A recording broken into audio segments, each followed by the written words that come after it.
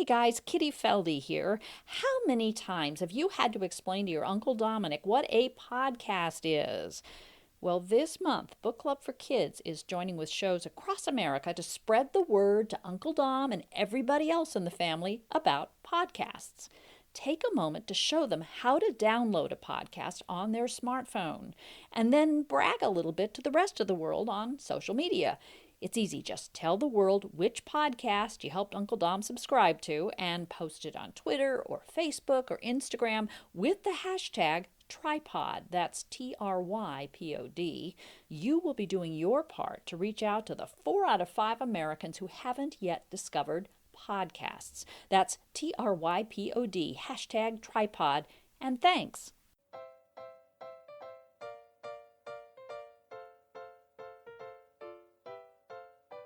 It's the book club for kids. It's a book club for kids. It's the book club for kids. It's the book club for kids podcast. Hi, I'm Kitty Feldy. This week we enter the magical world where witches are the good guys and monsters are just cute little dogs and snakes and other creatures. It's writer Claire Legrand's novel, Foxheart. "You should forget about your parents," said the stranger. "They abandoned you.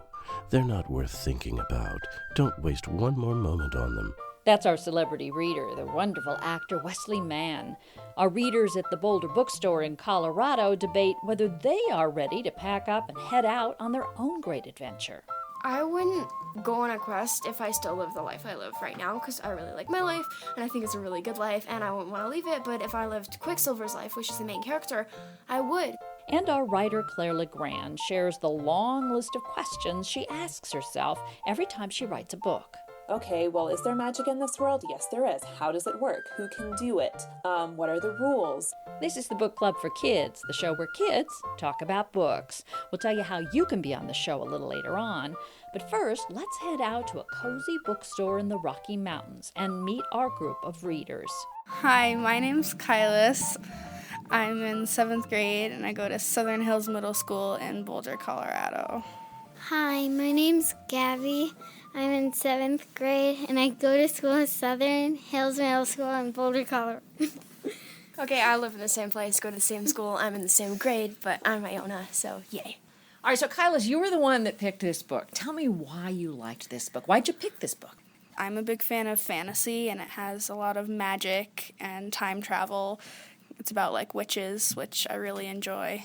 It starts out with this girl who doesn't have any parents. She's in a convent, I think that's how you pronounce it, I don't know. But this guy called the Wolf King comes and he has like 7 magical wolves. And they kind of kill all the people where she lives and she runs away. And then this like older version of herself comes back and tells her about like this war and how the Wolf King is evil and tries to destroy all these witches and how the main character is a witch. And then like they travel back in time and I don't know, I don't want to spoil it, but it's a really good book.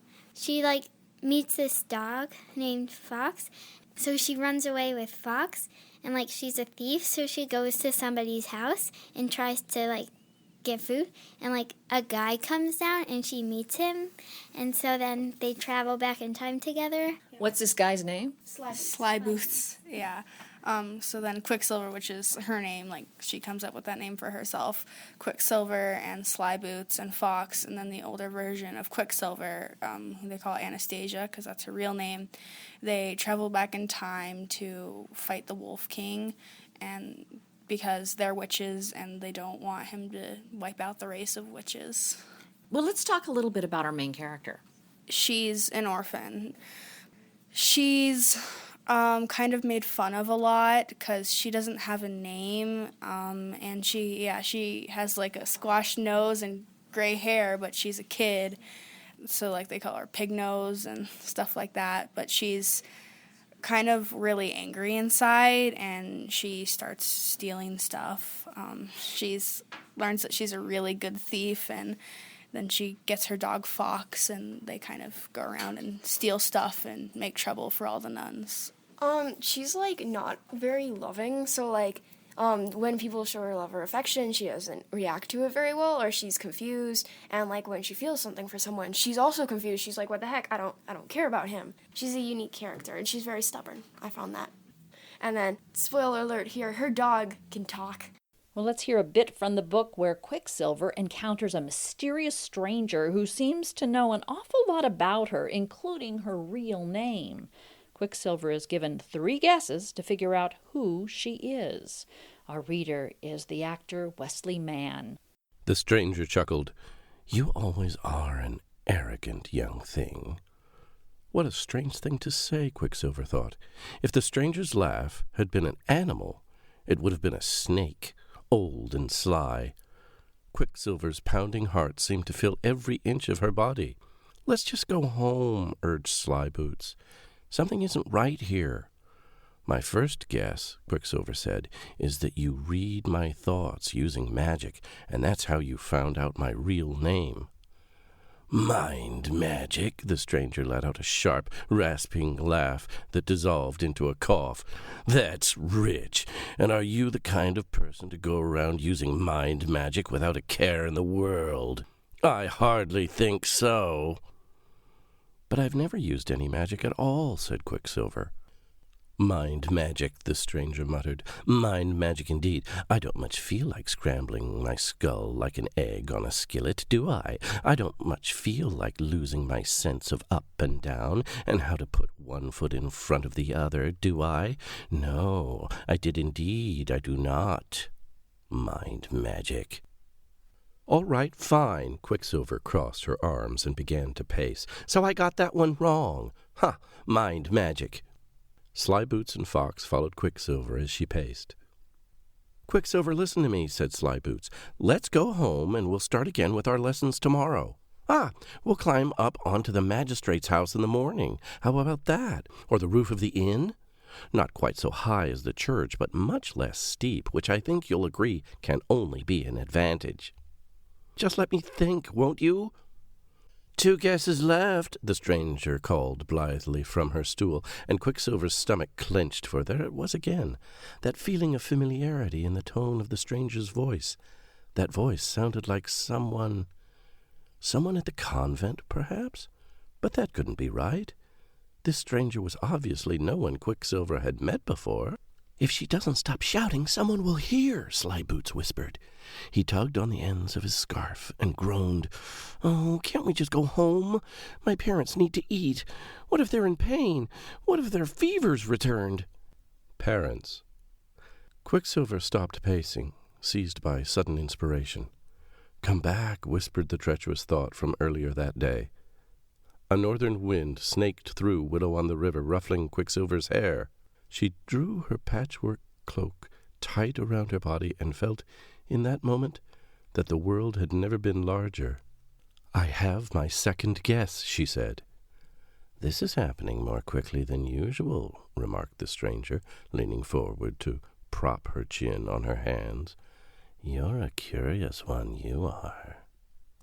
Oh, and do you collect many little girls on your travels? Slyboots marched over to her with clenched fists. What do you do with them? Do you eat them? Do you throw them into the sea? The stranger lifted an eyebrow. At her feet her dog lifted his head and growled.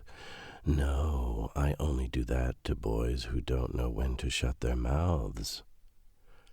Slyboots shrank back behind Quicksilver. She'll cut my throat, she will. You are my mother, Quicksilver tried to say, but fear clung to her voice, choking it. And though she tried not to hope, for what did hope ever do but leave you open to hurt? She could not help it. A light, fluttery feeling bloomed inside her, and she could hardly look up at the stranger's eyes, uncertain of what she might find there, and what she might not. You are my mother, she said again, forcing her voice steady, and that's how you know my name, because you are the one who gave it to me. The square fell silent, save for Fox's whimpers and the hiss of the wind. Even Slyboots stopped wringing his hands. The stranger's face seemed caught between too many painful things, and in that moment she looked not old, but young, a girl trapped in a crone's body. Then the church bells ringing midnight, 12 low, mournful strikes. The stranger rose to take Quicksilver's chin in her hand. Now Fox was the one to growl. You should forget about your parents, said the stranger. They abandoned you. They're not worth thinking about. Don't waste one more moment on them. Doing so will only ever bring you pain." Quicksilver, his eyes filled with tears, but she refused to let them fall. "Oh, and how do you know that?" "I know. Accept it, and let it be." The stranger returned to her stool. The old dog leaned his hand against her leg. "One more guess, little thief," she said, her voice tired and thin. "Consider carefully."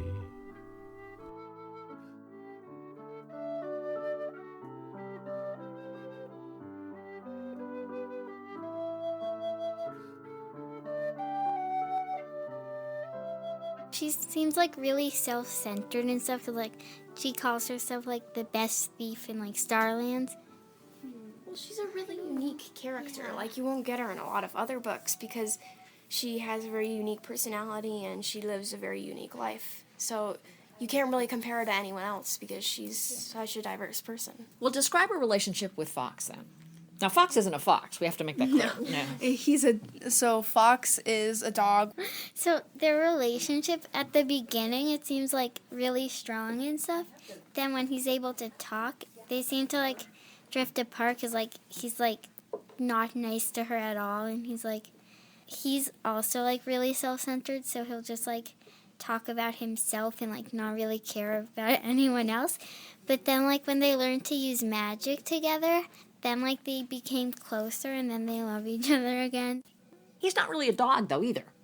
No, he's kind of like her sidekick. He kind of channels her magical powers because she's a witch, but they're also companions and friends. They're called monsters. They're like, every witch has a monster, but some of them have hawks or pigs or any kind of animal. Well, if you were given a monster, as they call it in the book, or a companion or a sidekick, I think sidekick's a great way to describe it, what would you pick and why? I think I would have a bunny rabbit because, like, they can hop around and they can hide in little places and they couldn't talk to anyone but me because they seem so shy. To be bonded with a bunny rabbit, like, bunny rabbits don't talk to anyone, so it means you're special because they like you. I want a cat because they're like they can be like really mischievous and like sneaky and like feisty sometimes, so like they'd be good at fighting like the Wolf King or something. I would choose a snake. Snakes are fearsome and they're good at fighting, but they're also secretive and kind of sneaky, and they kind of have their own personalities. You know, sometimes it's more fun to read it in books than to actually do it, but would you like to go on a quest?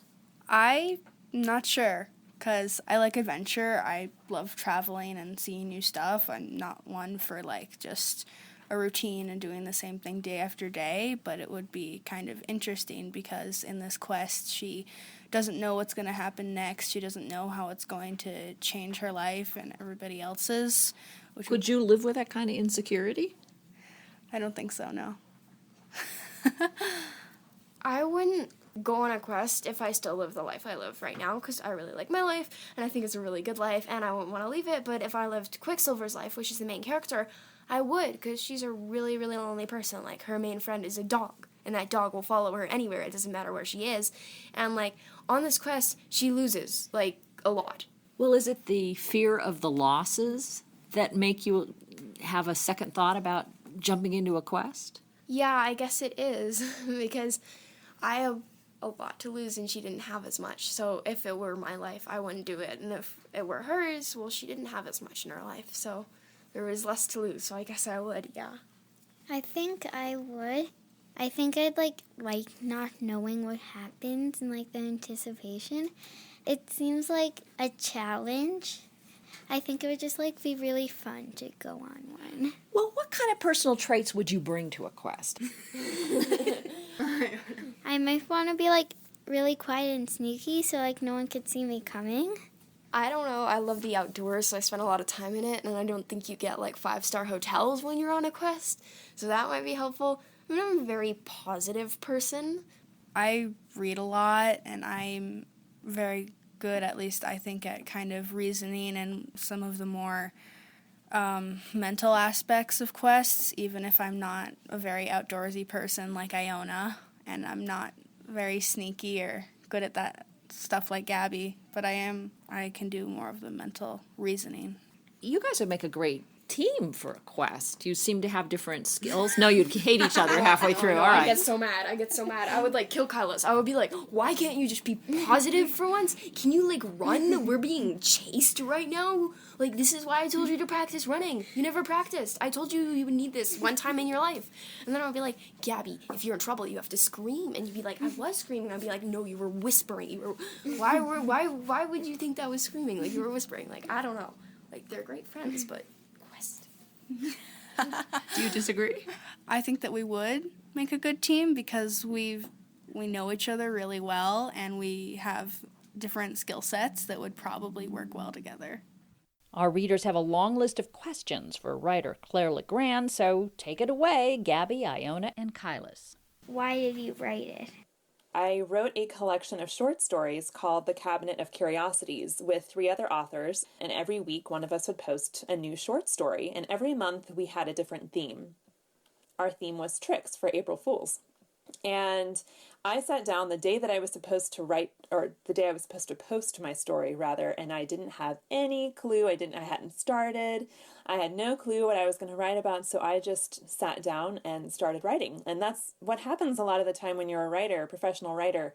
You can't sit around and wait for inspiration to strike. Sometimes you're on a deadline and you just have to sit down and write and hope that what comes out is serviceable. And so I started writing this story about this girl who liked to play tricks on people. She was a thief and she was a troublemaker, and she lived in this town where she regularly played pranks on the citizens and stole their money and stole their food. And I wrote this story called Quicksilver and the Stranger. And it just sort of spilled out of me that day when I sat down to write frantically on deadline. And my editor and I, when we were approached by HarperCollins to turn the website into an anthology, my editor and I both really liked that story, and we liked this girl, Quicksilver, and we wanted to know more about her. So my editor approached me one day and said, what do you think about turning that short story into a novel and answering all these questions that I have about Quicksilver? And I was ecstatic because I had all these questions about Quicksilver and I wanted to tell her story. I sat down with the bare bones of her story set forth in that short story, and I started asking myself questions. There was a hint of magic in the original short story, and so I asked myself questions. That's what I do a lot when I'm trying to figure out a story. Okay, well, is there magic in this world? Yes, there is. How does it work? Who can do it? What are the rules? Is there something unique about how this magic works compared to magic in other stories? And I just started asking myself those questions and having a lot of fun just dressing the bones of this world once I had figured out what it was all about. And I wanted to create a story that was like the books I had devoured as a kid. Fantasy books like The Chronicles of Narnia and The Dark is Rising sequence and A Wrinkle in Time, all these wildly imaginative books that just wrapped me up in them and took me to another place. I wanted to create a world like that. So that's how Foxheart was born. How did you come up with the characters Quicksilver and Fox? Fox. I love Fox. He's probably my favorite character too. He was so fun to write.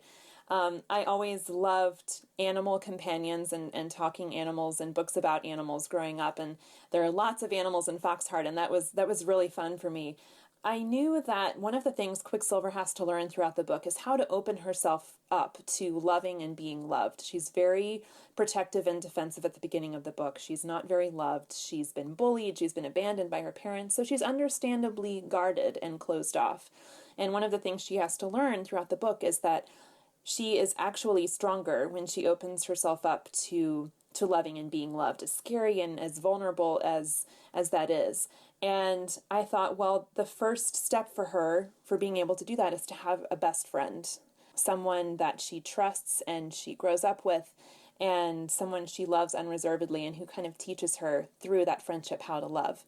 And I thought, what better way to do that than with a girl's best friend, a dog. I have a dog myself, and he sat by me while I wrote the book, and it was just, I loved writing their relationship. That was kind of Quicksilver's relationship with Fox is her doorway to the world of relationships and feelings and friendships, and I really loved writing the two of them. please write a sequel. Like, I beg of you. I love this book. Write a sequel. Please. Perhaps, but it is not something that has been officially announced yet, and it may not be a sequel in the traditional sense. That's all I can really say about it. But am I done with this world? No, I am not. So we like to end our shows by asking everyone the big question: what is your favorite book? Claire Legrand, maybe you even have a favorite author. His Dark Materials trilogy by Philip Pullman is probably my favorite series I've ever read. I read it when I was older. It made me want to be a serious writer. And I love the main character, Lyra. And I think you will see shades of Lyra and her daemon, Pantalaimon, I think is how you pronounce his name, in Quicksilver and Fox. And what about you guys? Got a favorite book or maybe a favorite book series? I'd say I have a favorite author who writes in one genre, Rick Riordan. He's amazing. I love all his books. Percy Jackson series is his most renowned one. I love his writing style, where it's fantasy, but it's in the modern world, and it also has a lot of humor in it. And he's a very good writer. He has a lot of imagery, and I think is good at the whole writing process. He has a unique way of writing. My favorite series is probably the Harry Potter series because it has like the aspect of adventure. Like, I like that. I used to read a lot of rewrites of Disney stories because I found them really, I don't know, it's just like they're so magical. I always wanted to be a princess.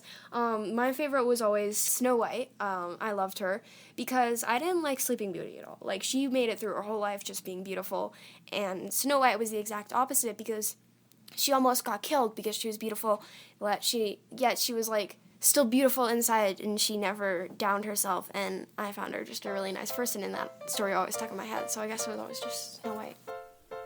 We'll have a list of everybody's favorite book at our website, bookclubforkids.org. And if you want to be on the Book Club for Kids podcast, just have your teacher, parent, or librarian just do what Kyla did. Send us an email to kitty@bookclubforkids.org. That's KITTY@bookclubforkids.org, and we will send you out all the information. It's super easy and it's a lot of fun. Book Club for Kids is funded in part by the D.C. Commission on the Arts and Humanities, an agency supported in part by the National Endowment for the Arts and by listeners like you. Thanks this week to Jonathan Jensen, who composed and performed our music, and Emma Stein-Kellner, who designed our logo, and thanks to our celebrity reader, Wesley Mann, and our readers at Boulder Bookstore, Gabby, Iona, and Kylis. And of course, thanks to our writer, Claire Legrand. We have a free newsletter for teachers, parents, and librarians full of free tips about how to turn your kids into lifelong readers. You can sign up at the website, bookclubforkids.org. You can also find us on Facebook, Twitter, Instagram, even Pinterest. I'm Kitty Feldy. Thanks again for listening.